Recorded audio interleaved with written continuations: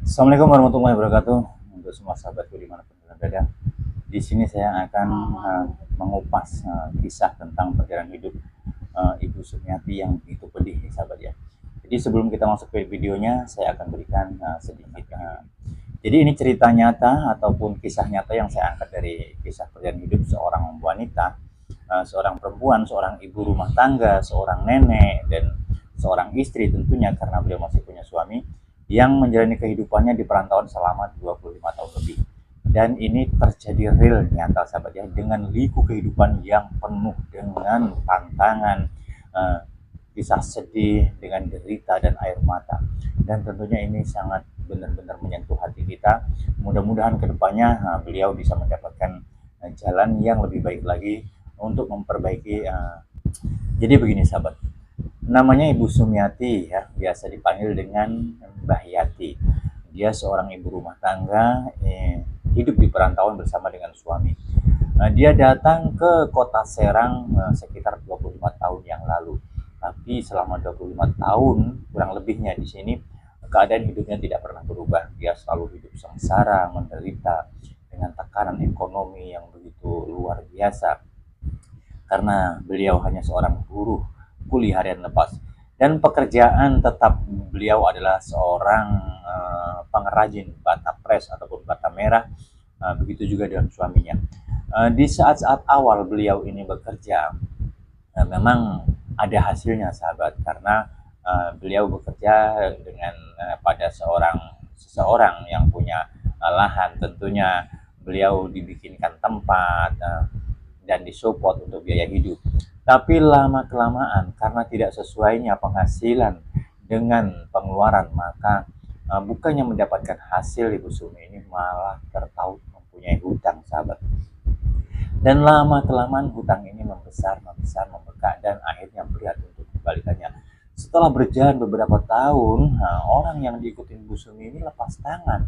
Karena apa? Karena dia merasa rugi, tidak bisa mendapatkan hasil. Padahal dia itu masih bisa dapat hasil, tapi mungkin kurang besar gitu ya.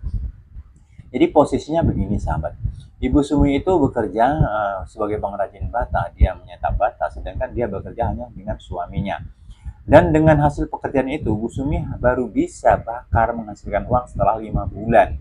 Sedangkan dari nol, dari awal ke 5 bulan itu, Bu Sumi itu biaya hidupnya dengan cara berhutang, yaitu ke bosnya ataupun ke siapa aja. Setelah 5 bulan, Bu Sumi ini bisa bayar, setelah 5 bulan Bu Sumi ini bisa bakar dan jual hasilnya.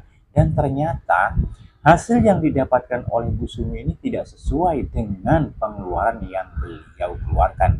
Biaya hidup misalnya, untuk biaya bekal sekolah anaknya, untuk biaya sehari-hari dan lain-lain tentunya. Dan ini berlanjut sahabat ya, berlanjut. Jadi dari bulan ke bulan ini berlanjut. Dan sampai akhirnya orang pertama yang mau menampung Bu Sumi itu lepas tangan. Setelah lepas tangan, dengan berat hati, mau tidak mau Bu Sumi dan keluarganya itu harus cari tempat lain lagi. Akhirnya berpindahlah tempat.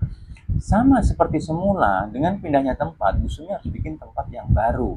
Baik itu untuk tempat tinggal, untuk istirahat, untuk tidur, juga tempat untuk pembakaran ataupun untuk bekerja. Beliau mulai dari nol lagi. Dan karena beliau ini pindahan, otomatis beliau masih punya hutang sahabat ya di tempat pekerjaan lama tadi, dan beliau mulai bekerja lagi. Begitulah seterusnya, dan dengan konsep yang sama. Jadi 5 bulan ataupun 3 bulan Bu Sumi baru bisa membakar ataupun mendapatkan hasil. Lagi-lagi hasil yang didapatkannya tidak sesuai dengan pengeluarannya.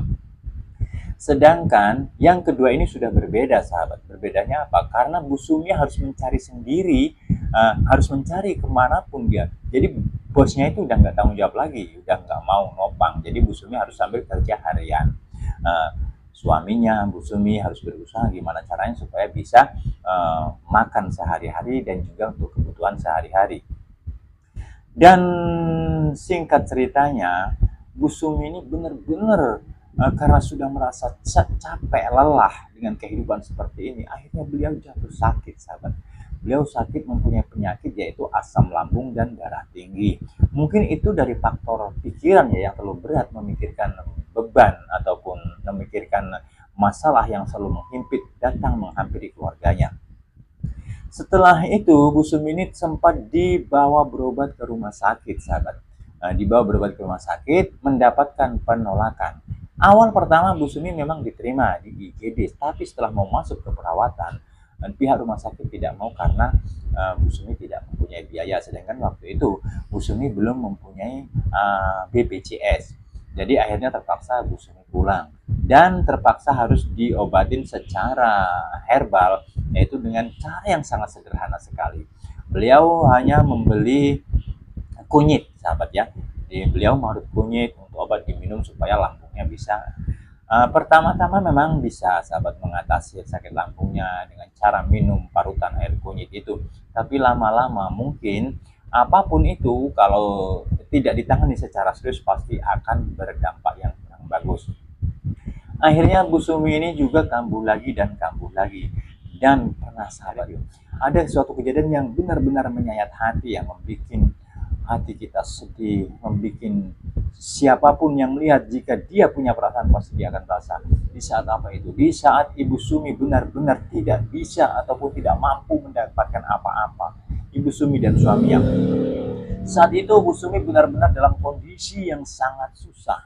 Dengan kondisi dia yang sedang sakit, anaknya yang masih kecil, masih duduk, waktu itu masih duduk di kelas 4 SD. Jadi Ibu Sumi ini tidak punya apa-apa, sahabat. Tidak ada bahan makanan, beras tidak ada, apapun tidak ada di rumah. Jadi suaminya ini berinisiatif untuk keluar mencari baik itu pinjaman ataupun kerjaan. Ibu Sumi menahan lapar dengan anaknya di rumah, menunggu kedatangan suaminya, mengharapkan suaminya bisa datang membawakan hasil berapapun itu yang bisa untuk mengobati rasa lapar mereka. Tapi ternyata setelah ditunggu seharian, jam 8 malam suaminya baru pulang. Setelah pulang suaminya apa, sahabat? Suaminya hanya membawa uang 1.500 rupiah. Bayangkan, sahabat, seharian anak dan istrinya di rumah nunggu hasilnya agar mereka bisa makan, tapi ternyata suaminya hanya bisa bawa uang 1.500 rupiah. Perasaan Bu Sumi seperti tersayat-sayat. Yang ditunggu dia melihat menatap wajah anaknya yang tidur dalam keadaan lapar. Akhirnya suaminya ini keluar lagi dengan membawa uang 1.500 itu pergi untuk beli nasi, sahabat. Untungnya alhamdulillah karena yang jualan nasi itu orangnya baik, Ibu Sumi diberi, sahabat ya. Setelah beli dengan uang 1.500 mendapatkan nasi 1 bungkus, dan nasi 1 bungkus itulah yang dibawa pulang oleh suaminya dan dimakan oleh Ibu Sumi dan anaknya. Tentu saja Ibu Sumi mengalah ya. Walaupun Ibu Sumi ikut makan, cuma itu agar anaknya juga mau makan. Itu satu cerita. Dan lagi, sahabat, jadi dalam kondisi yang seperti itu, Ibu Sumi itu tidak pernah mengeluh pada siapapun, tidak pernah merasa gimana ya, tidak pernah membebani orang, baik itu tetangga ataupun saudara. Jadi Ibu Sumi menjalani semua itu dengan lapang dada. Seberat apapun beban kehidupan yang dihadapi, Ibu Sumi tidak pernah mengeluh. Satu lagi, Ibu Sumi itu tipe wanita yang benar-benar setia mendampingi suaminya yang seperti itu keadaannya. Sedangkan suaminya, sahabat ya, kalau pergi pagi pulang sore mencari pekerjaan, kadang dapat kadang enggak. Dan pernah, sahabat, jadi suaminya itu pergi dari pagi, ini lagi-lagi terjadi, pergi dari pagi sampai pulang jam 11 malam dan ternyata tidak mendapatkan apa-apa. Dan dengan terpaksa, dengan linangan air mata,